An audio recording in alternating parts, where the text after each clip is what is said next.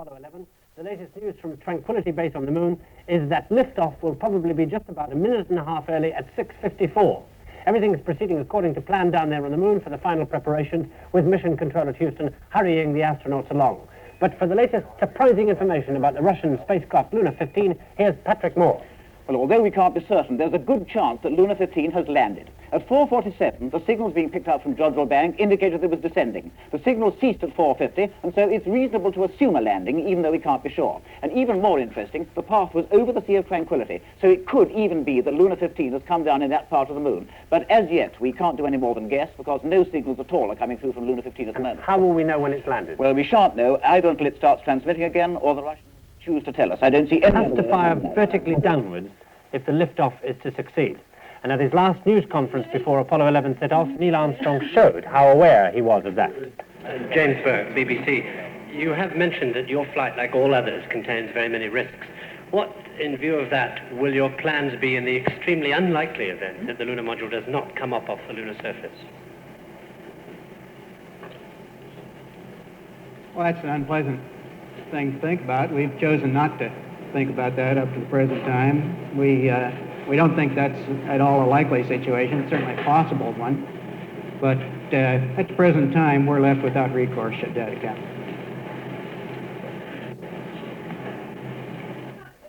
And there at Mission Control, with 3 minutes dead to go to the liftoff, let's now listen to these last few moments before the ascent stage of Eagle lifts off from Tranquility Base. And at this moment, they should be donning their helmets and gloves, putting them on, and getting the final go, no-go for their guidance systems that will take them up off the launch pad, the lower stage of the lunar module, and being prepared to start the camera, the film camera, that will bring us back a film recording of what happens at 6:54. Let's now listen to NASA and the conversation between Control and the crew.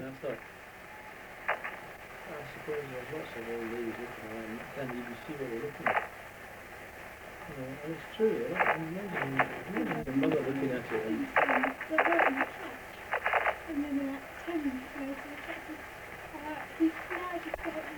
Yes.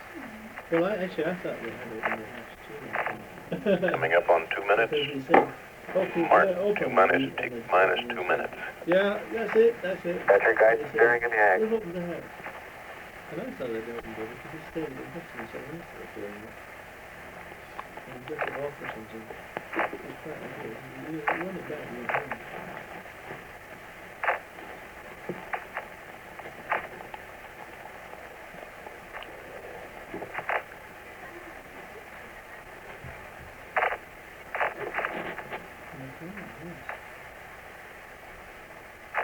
The guidance system checked and ready.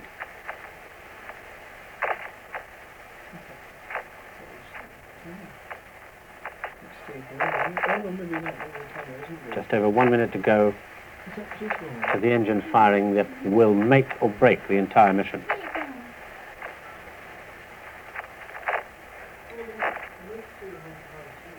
Master arm on. The final engine preparations there being made.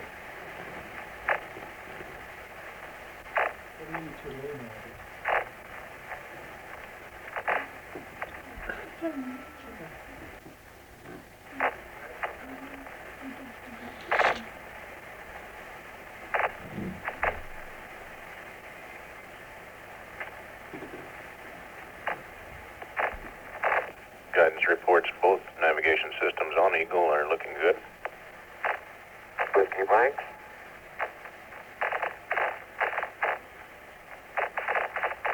And at 5 seconds before liftoff, they'll cut the connections between the two spacecraft. That's it, answer code.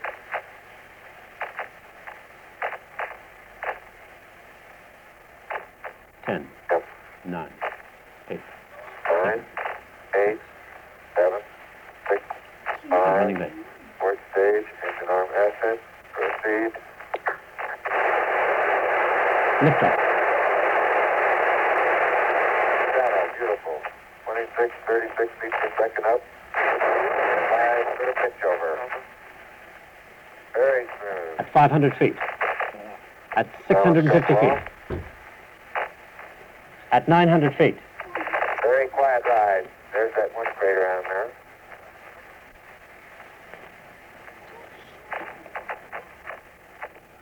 Feet high, 80 feet per second vertical rise. Eagle Houston, request manual start override.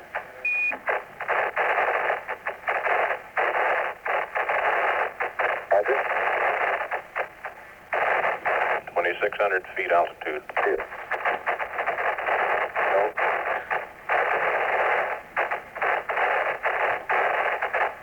The point they're aiming for, 59,927 feet.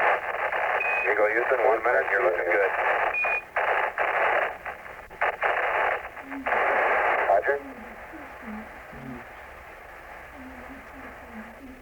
6 minutes to go to insertion in orbit. 130 feet vertical rise rate. A little bit of slow wallowing back and forth. Not very much thruster activity. Roger, mighty fine.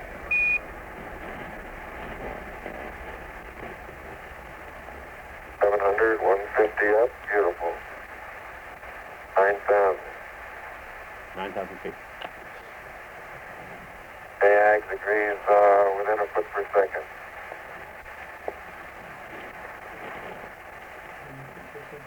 Both systems checking the ascent are working together. Eagle Houston, you're looking good at 2. Ping, zags, and missed in, all agree. That's 1,000. 170 up, beautiful. 14,000. And a foot per second again, ags to ping. 5 minutes to go to orbit.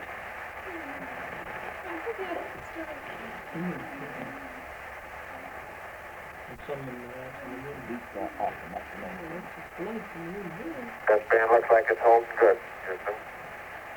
Roger, we concur. It's great. 1,500, 185. Good communications. Aldrin is reading the horizontal velocity first and then the vertical velocity. 1,424 feet per second vertical velocity, 187 vertical velocity. Eagle Houston, your go at 3 minutes. Everything's looking good.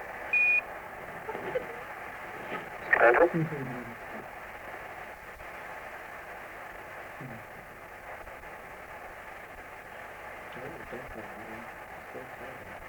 Right on H-Dot. 4 minutes to go to orbit. This is H-Dot max now.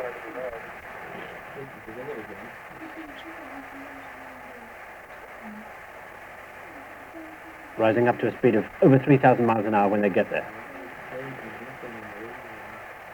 I'm going right down US 1. Roger.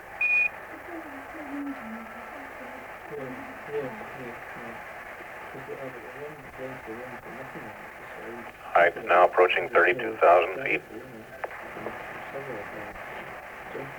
Heading for 60,000 feet, the point at which they get into orbit. Eagle Houston, 4 minutes. You're going right down the track. Everything's great.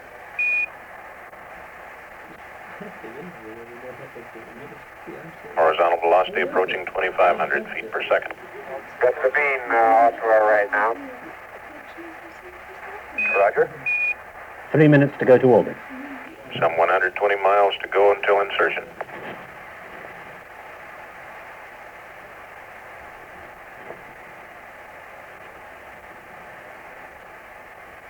Ready to go.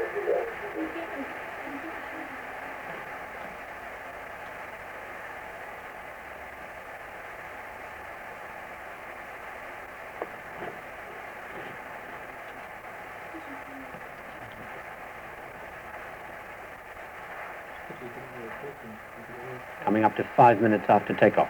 There's Ritter off there. And there it is, right there. Or there's Schmidt. And that's impressive looking, isn't it?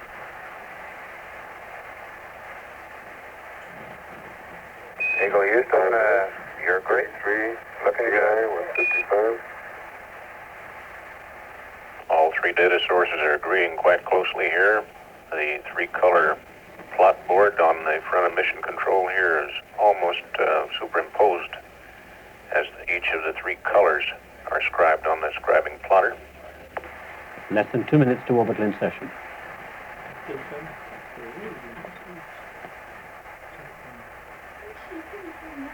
Iron Oscar, Remington, it's bump to the right.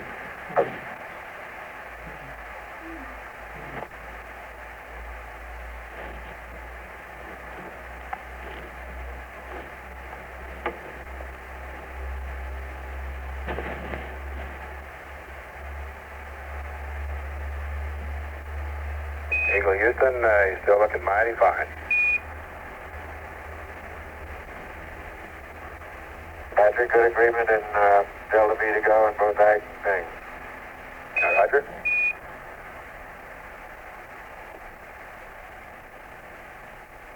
One minute to orbit insertion. One minute to go in the burn. 4,482 feet per second, horizontal velocity. And 800 to go.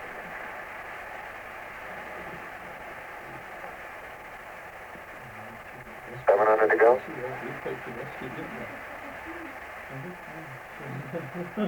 Dang, and open up the main shutoff.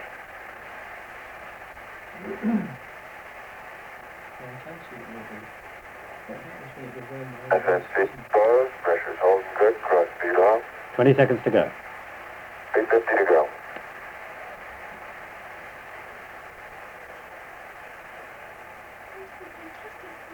Ten, 9, Stand by on the engine arm. 7, 6, 90. Okay. Off. 50. 2, Step down. 1. And they should be in orbit. We got 53373, 32.8 feet per second, 60,666. And they're in orbit. Eagle, Roger, we copy. It's great. Go. Here we go. Got our residuals. They're in orbit. They're now giving information about their fuel state at the end of that 7 minute and 18-second engine burn. Let's go over now immediately to Michael Charlton at Houston. Michael Charlton.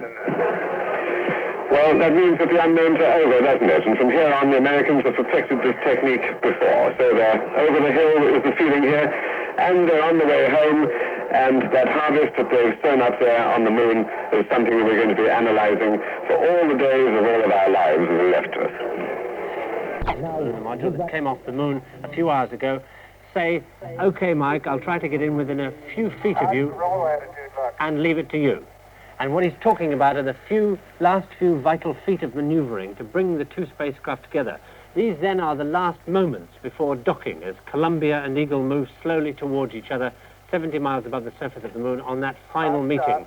A meeting that is due officially at 128 hours into the mission. That's just a few minutes from now, although the delicacy of this maneuver dictates that the actual moment of docking is much more difficult to predict than almost any other part of the mission. It's a question where the computer leaves off and gives control to the pilots. And it becomes an intensely human thing and an intensely careful thing, and therefore an intensely difficult thing to predict accurately. They should come together at any moment now. We know that they are flying a few feet apart, as I said, and once they do meet, the moon landing section of this Apollo 11 mission will be over, with a safe transfer of Armstrong and Aldrin back into the mother spacecraft. When the docking occurs, there will be nothing more ahead of them but the TEI burn, the engine firing of the mother spacecraft that will take them out of lunar orbit in the early hours of tomorrow morning back towards the journey home. Now, we are also hoping to see something of the view of the moon from Earth, from an observatory down in Brighton, and we'll go over there if we see that there is going to be any kind of shot. There's the reflector telescope of George Hole, the well-known astronomer who will be trying to see if he can pick up something as they go through this rendezvous maneuver and docking, and we'll be going back there if George says he sees anything. We also have Michael Charlton standing by in Houston for the last few moments, and we hope the successful culmination of this part of the mission. Middle gimbal, and you might pass the Columbia. We don't have him yet. just a few seconds there of the final maneuvering instructions from Houston. Let's now look at exactly what's happening. This is the upper stage of the lunar module, the part that came off the moon a few hours ago, powered by this engine underneath here. The men inside, in through these two windows, here's the main door through which they came out to go down. Their job now, 70 miles above the moon, moving at over 3,000 miles an hour, is to bring that docking hole together with this docking probe of the mother spacecraft. And they are going to do it roughly like this. They've come up in orbit with the mother spacecraft flying nose forward above them, and the lunar module, the ascent stage of the lunar module, climbing slowly, having switched off its engine and pitched over so that it's coming up engine first, and the docking tunnel facing back towards the probe of the mother spacecraft. And as it climbs, they will then go into their final position, and they are just a few hundred feet apart at this moment, maneuvering like this. And that refers to the conversation we heard there, where the men in here said to Mike Collins in the mother spacecraft, "We'll just bring her up a few feet and leave it to you," because at that point, Mike Collins in here in the mother spacecraft performs what's called an active docking. It's he that goes forward with the large mother spacecraft to finally put the probe inside the docking hatch of Eagle and complete the docking. Once that's happened, they transfer Armstrong and Aldin through the tunnel, and later on this evening jettison this part of the lunar module, send it off into solar orbit, and this is what returns home, the command module. And now let's listen to those last few moments as they occur. Let's go over now and listen to the conversation between the control and the spacecraft, the two spacecrafts, Columbia and Eagle, inching closer together in those last few maneuvers before the vital docking that will signal a successful conclusion to this part of an already successful and historical mission.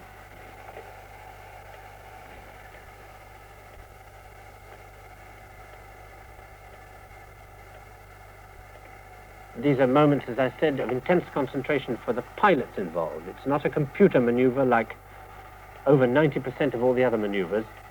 This maneuver is done by two men. Armstrong in getting the lunar module up close to the mother spacecraft, and then Mike Collins, the man who's been orbiting alone, the almost forgotten man, orbiting alone 70 miles up above the moon in the mother spacecraft.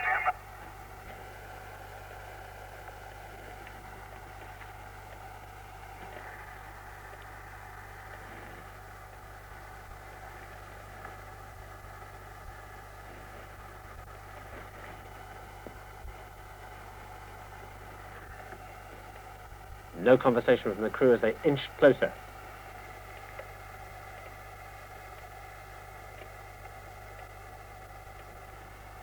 "127 hours, 59 minutes, and 56 seconds.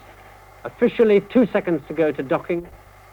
There has been no conversation, and I doubt that it will happen exactly on time, but they must be very, very close. Let's just try and show you there a shot that I can see ready on the other monitor, a shot of something like the position of the two spacecraft at the moment, with the lunar module really very, very close in to the mother spacecraft.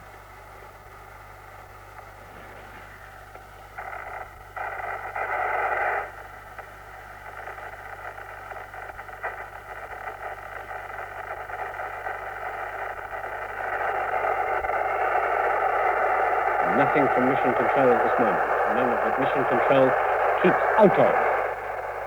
Its computer has virtually nothing to do with this maneuver.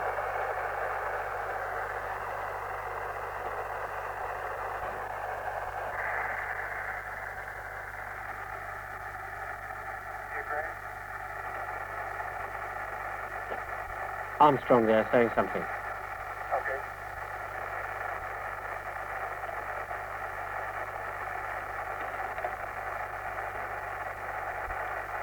The last 10 seconds. Without this docking maneuver, there is no alternative rescue for the men in the upper stage of the lunar module.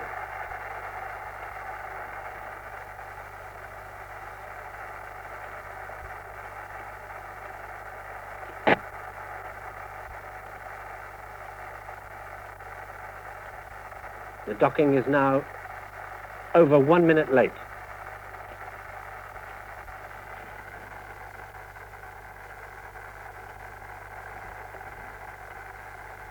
And still no word from the crew.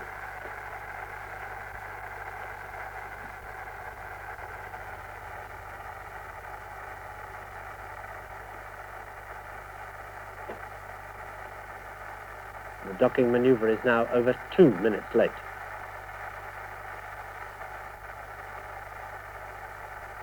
And still no word if there has been an emergency or any particular problems that prevent this docking.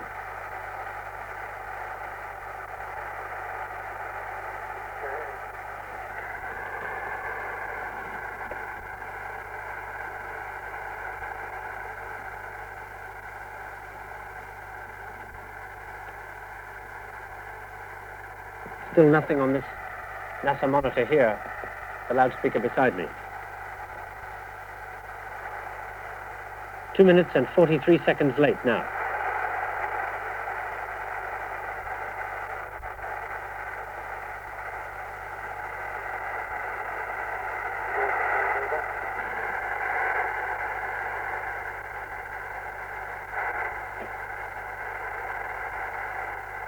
A lot of static problems with the communication.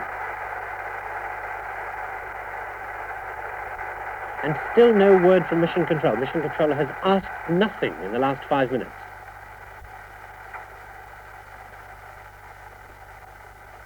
Okay, we're on yours. Okay.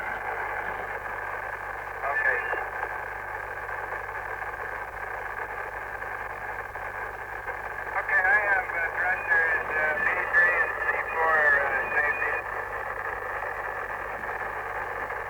Okay.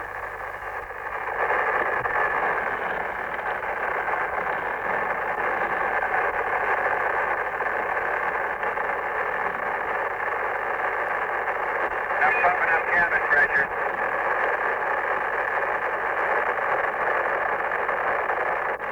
And they're docked. They're pumping up the cabin pressure. They are now docked. They've come together. And let's go immediately over to Michael Charlton, who is at Mission Control. And if I don't miss my guess, he will have the same news as I have, as I've interpreted from the news, that they have docked because there is a rise in the cabin pressure pumping up to equalize the two. Is that correct, Michael? We're still waiting for official confirmation as you are, Jim, but that's what I heard Armstrong say too, and if that is the case, well, they are together. We're still waiting for Mission Control, and I'm getting the same static down my line from Mission Control as you must be getting. These... Let's just wait together and listen to the sound.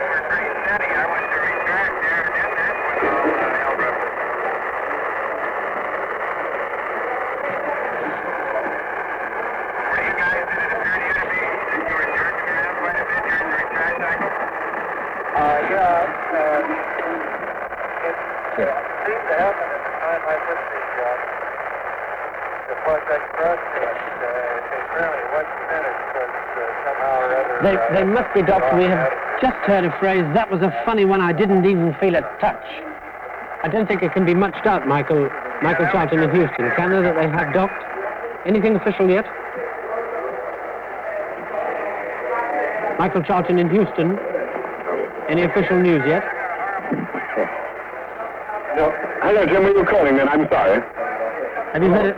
We've heard what sounds suspiciously like two spacecraft docked together. Have you heard anything official yet? That's what we think we heard. We're still waiting for confirmation of it here, but... It's taking Mission Control a tremendous time to make it official. Here it comes now, I think. They must be docked. They would call them Apollo 11 only when they're docked, surely. Yep.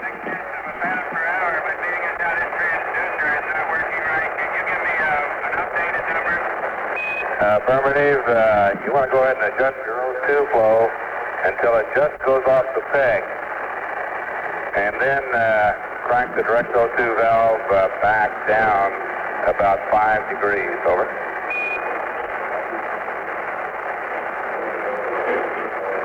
Are you really waiting for that one, aren't you? Okay, Ron, thank you.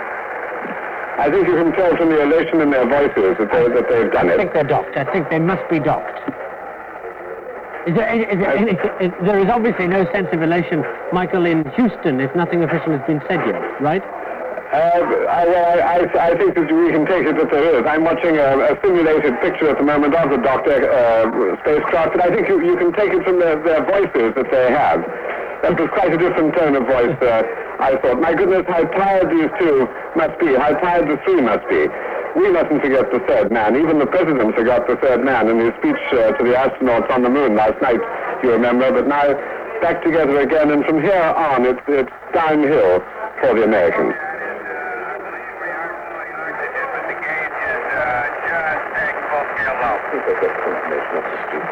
Roger, that's fine. That's what we expect.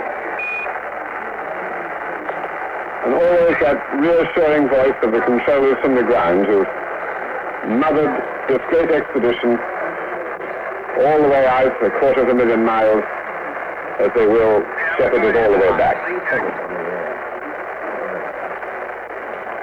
Michael, I think with that, we'll have to leave you there. Thank you very much indeed. I think with that call sign that we heard a few minutes ago, mission control to Apollo 11, that we must assume they have been docked, but this has certainly been the longest and the hairiest docking that we've heard so far. A docking that we still don't have officially confirmed. But the use of the code word Apollo 11 must indicate that they're docked. It's very strange that mission control hasn't bothered to tell the world that they've docked.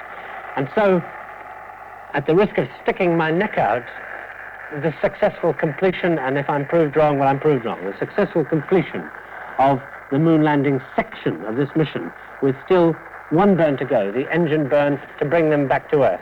And that, Kenneth Alsop, as far as we're concerned on our guess, is the news at the moment. How not to drink it?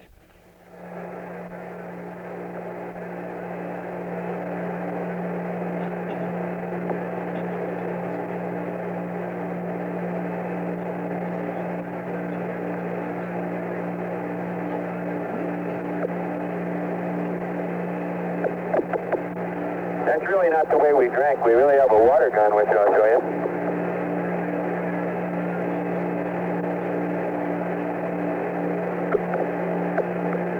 There's the water gun. This cylindrical thing on the end of it is a filter with several membranes. One allows water to pass, but not any gas. The other allows gas to pass, but not any water. So by routing the gaseous water, which comes from our tank, through this filter, we're enabled to drink purified water without the gas in it, filtered water. And of course, all we do to get it started is just pull the trigger.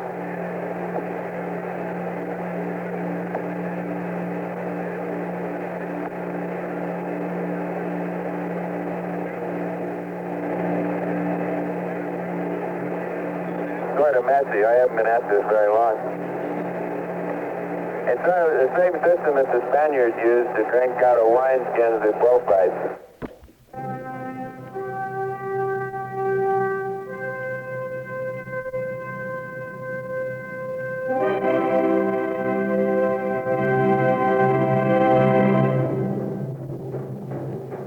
And the latest news from the Apollo 11 flight is that everything continues to go well.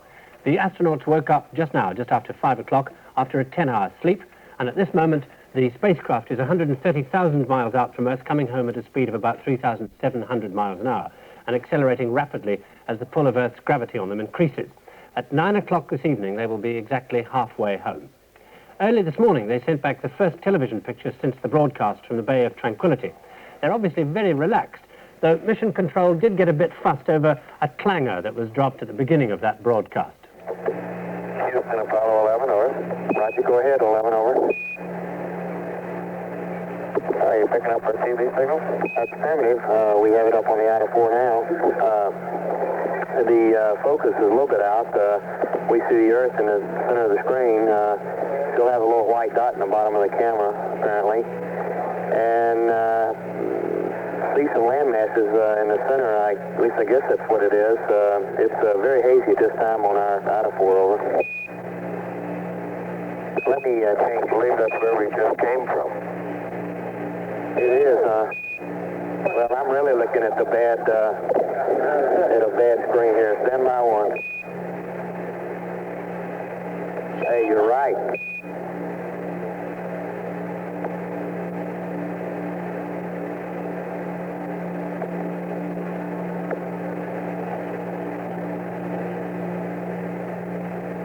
Not bad enough. Hey, should be getting right power on your screen now. What? It's not bad enough not finding the right landing spot. We ain't even got the right planet. I'll never live that one down.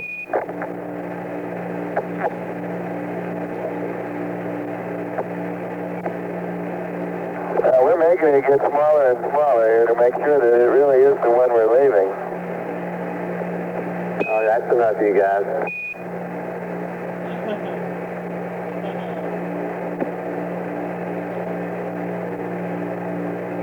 We know there's a lot of scientists from a number of countries standing by to see the lunar samples, and we thought you'd be interested in seeing that they really are here. These two boxes are the sample return containers. They're vacuum-packed containers that were closed in a vacuum on the lunar surface, sealed, and then brought inside the LEM and put inside these fiberglass bags, zippered and resealed around the outside, and placed in these receptacles in the side of the command module. These are the two boxes, and as soon as we get onto the ship, I'm sure these boxes will immediately be transferred and delivery started to the lunar receiving laboratory.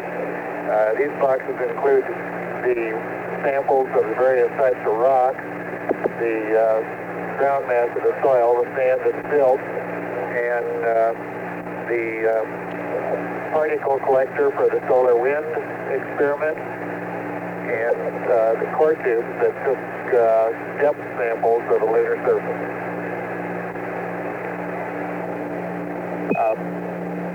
More mundane affairs. Now that we've left the moon, I'd like to trace through a little bit for you developments that have taken place in the food department. I'm sure you've always this type of a drink container. A little later, Mike will show you how the water gun operates with its new filter to take out hydrogen. Essentially, this water gun is put in this end and filled up this bag with water, and the drink then dissolves in the water, and this end of the outfeeding. Likewise, we have other foods that are more solid nature. You can probably see this shrimp cocktail meal.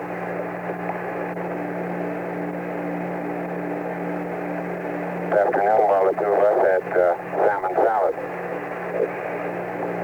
Another early development was the use of bite-sized foods.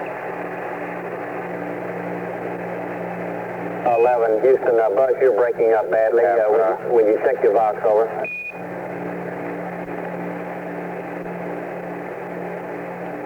All right, how am I coming through now, Charlie? All right, you're very clear when you come through. It's just that your box is not keying at every word, over. Okay. These bite-sized objects were designed to remove the problem of having so many crumbs floating around in the cabin. So they designed a particular size that would be able to go into the mouth all at once. I think since all of our experience, we've discovered that we can progress a good bit further than that back to some of the type meals that we have on Earth. As a matter of fact, on this flight, we've carried along pieces of bread.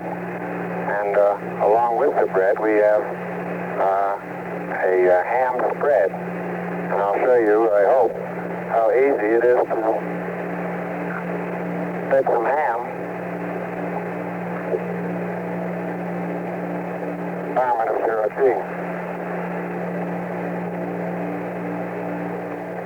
Aldrin there sitting in the navigation bay that's at the foot of the couches in the mother spacecraft.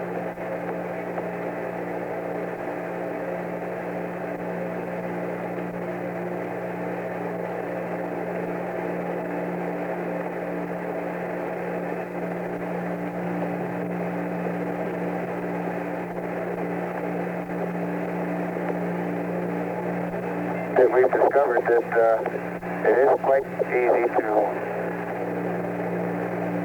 all very familiar with.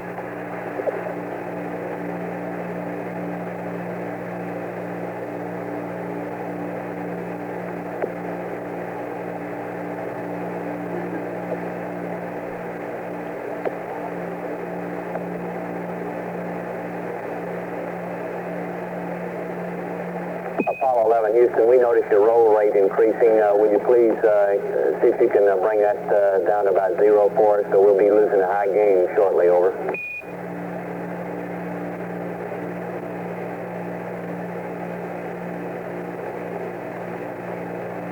We can also use zero gravity to demonstrate many things that we've all learned in school. I'd like to demonstrate briefly how easy it is to explain the action of a gyroscope. If I spin this can, we know that according to the equations of motion, that we would expect that if once this is given a spin and has a spin axis in this direction, if we give it a particular torque, I'll do this by pushing my hands against it in this fashion once it's spinning. By the equations, we can predict that as I put this torque on it, it will in fact rotate this direction. Let's see how well this works out. Because if I apply the torque this way, it's rotated this way.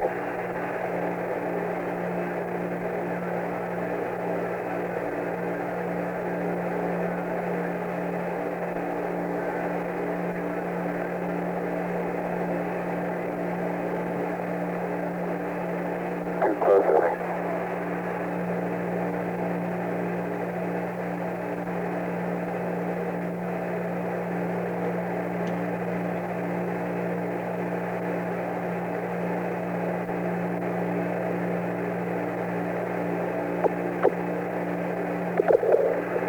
He says pretty good demonstration.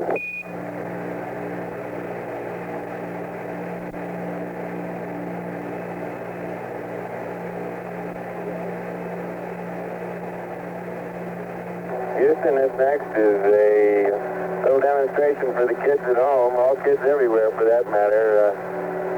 I was going to show you how you drink water out of a spoon, but I'm afraid I filled the spoon too full, and if I'm not careful, I'm going to spill water right over the sides. Can you see the water slopping around in the top of the spoon, kids? That's primitive, 11. Okay, well, as I say, I was going to show you, but I'm afraid I filled it too full, and it's going to spill over the sides. I tell you what, I'll just turn this one over and get rid of the water and start all over again, okay?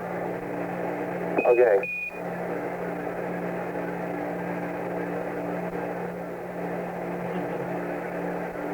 And you can see up here we don't know where over is. One up is as good as another. That really is water, though, I'll show you.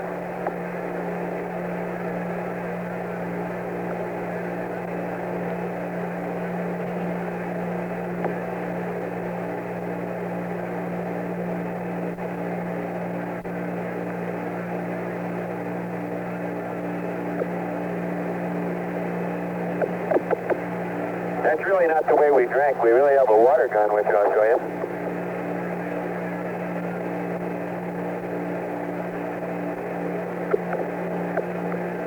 There's the water gun. This cylindrical thing on the end of it is a filter with several membranes. One allows water to pass, but not any gas. The other allows gas to pass, but not any water. So by routing the gaseous water, which comes from our tank, through this filter, we're enabled to drink purified water without the gas in it, filtered water.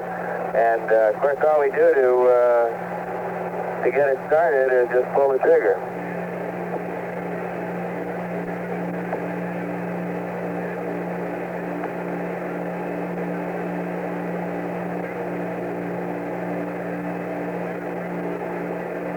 Sort of messy. I haven't been at this very long.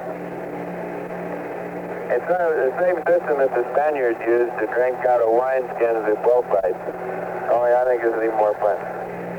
Well, be seeing you, kids. Thank you from all the kids in the world here in the Mocher who can't tell the Earth from the Moon. All right, just stand by one and we'll get you that Earth print. Looks like...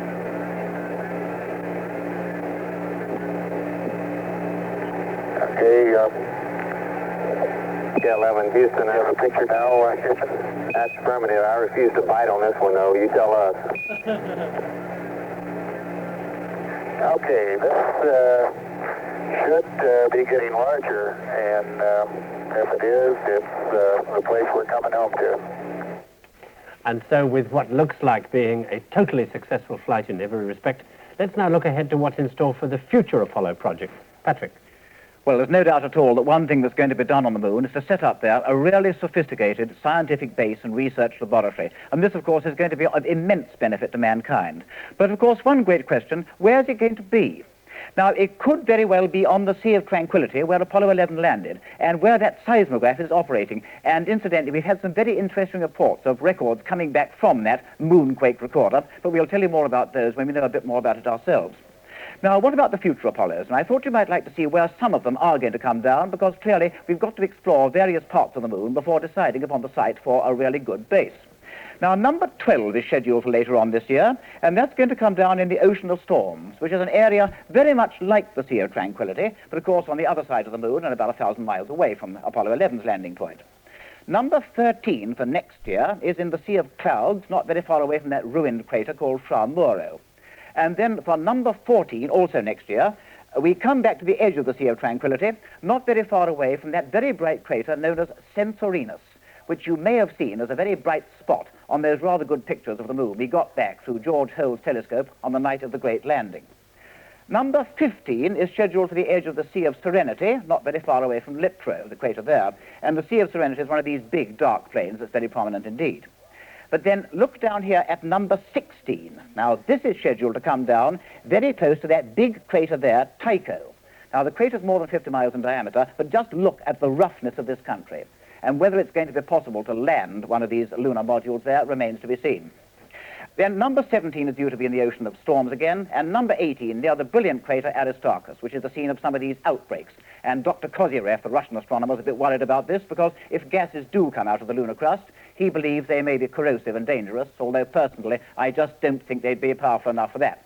But still, of course, we've just got to wait and see. And, of course, all these may be modified in the light of future experience. And I'm sure that you'll agree with me there, James. We can't do more at the moment than make rough plans. Yes, we'll just have to wait at the moment. I've just heard, by the way, that we're now receiving pictures over the Atlantic satellite of the preparations on board the deck of the recovery ship, the aircraft carrier Hornet, in the Pacific. Let's now go and look at what's coming over on those pictures as American commentators talk to the personnel on board the aircraft carrier about what's ahead in the Pacific on recovery tomorrow. This is Dallas Townsend aboard the aircraft carrier Hornet, the 8th ship of her name in the annals of the U.S. Navy, a ship with a fine combat record in World War II, just back from her 3rd tour of duty off Vietnam. And now...